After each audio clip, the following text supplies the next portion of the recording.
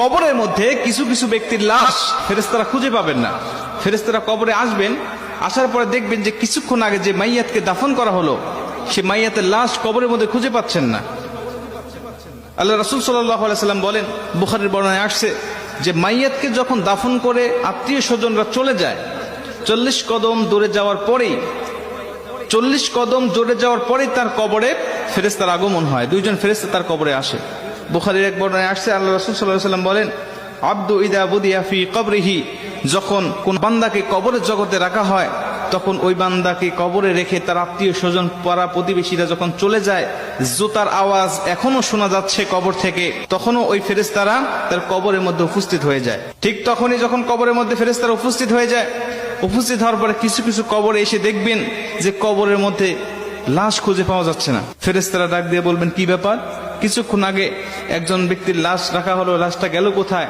তারা তাকিয়ে দেখে যে বিশাল আকৃতির একটা পাখি কবরের মধ্যে শুয়ে আছে বা দাঁড়িয়ে আছে বা বসে আছে।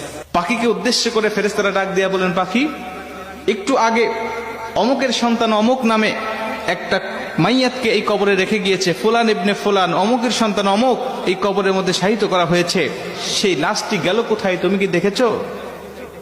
পাখিটি ডাক দিয়ে বলবেন, হ্যাঁ আমি দেখেছি। কোথায়? বললেন, সে আমার ডানার তলে ঘুমাচ্ছে, আরামের ঘুম, প্রশান্তির ঘুম দিয়েছে, আমি তাকে কবর থেকে জাগ্রত করব না। ইসরাফিল আলাইহিস সালাতু ওয়াস সালাম যখন সিংহায় ফুঁক দিবে তখন পর্যন্ত আমি তার পাহারাদার হিসাবে এখানে থাকব, তাকে প্রশান্তির ঘুম দেওয়ার জন্য আমি এখানে তাকে পাহারা দিব। মুসলমান ভাইরা আমার, ফেরেশতারা পাখিকে ডাক দেয়া বলবেন, পাখি রে, ওই ব্যক্তিকে একটু বের করে দাও, আমরা তাকে শুধু 3টা প্রশ্ন করে চলে যাব। 3টা প্রশ্নের উত্তর যদি দিতে পারে তাহলে তুমি তাকে আরামের ঘুম, প্রশান্তির ঘুম তুমি তাকে পেরে রাখবে। পাখিটি ডাক দেয়া বলেন, না, আমি তাকে বের করে দিব না, আমি তাকে বের হতে দেব না, আমি তাকে ডাক দিতে পারবো না। খবরদার, তোমরাও উচ্চস্বরে কথা বলবে না।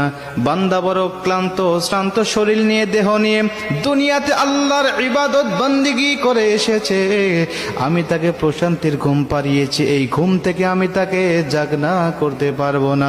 জোরে কোন সুবহানাল্লাহ। আমি তাকে জাগনা করতে পারবো না ঘুম থেকে। ফেরেশতারা ডাক দিয়া বলবেন, তোমাকে জাগনা করতেই হবে, কারণ আমি তাকে 3টা প্রশ্ন করব, তাকে রব সম্বন্ধে, দিন সম্বন্ধে আর নবী সম্বন্ধে তার কেমন ধারণা আছে, আমি তার কাছ থেকে এই জবাবদিহিটা নিতে চাই। তারপরে তুমি তাকে আরামের ঘুম, প্রশান্তির ঘুম তুমি তাকে পারাবে, যদি সে উত্তরগুলো দিতে পারে। আর যদি না দিতে পারে তাহলে তার কবরটা হবে জাহান্নাম, জাহান্নামের গর্ত, তাকে জাহান্নামের বিভিন্ন আযাবগুলো ভক্ষণ করতে হবে।